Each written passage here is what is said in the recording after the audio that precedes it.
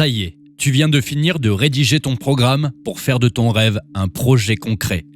Tes idées sont claires et tu te sens prêt à briser ce qui se dressera sur ton chemin.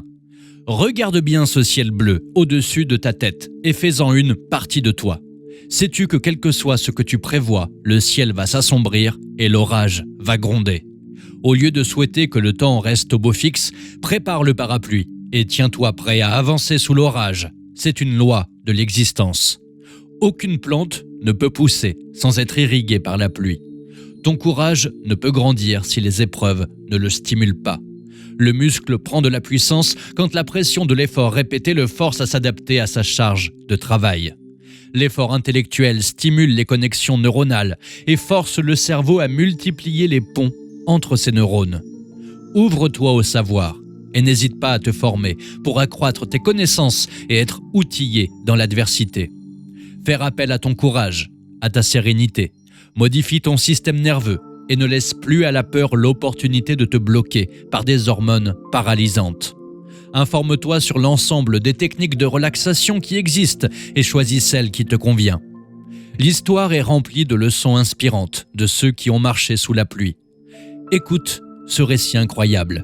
Le 2 février 1965, Martin Luther King lance sa marche pour les droits civiques de la population afro-américaine. Il est arrêté par la police avec toute son équipe. Il ne baisse pas les bras et lance sa seconde marche le 9 mars de la même année. La police roue de coups les manifestants et tue même un pasteur de Boston par la violence de sa répression.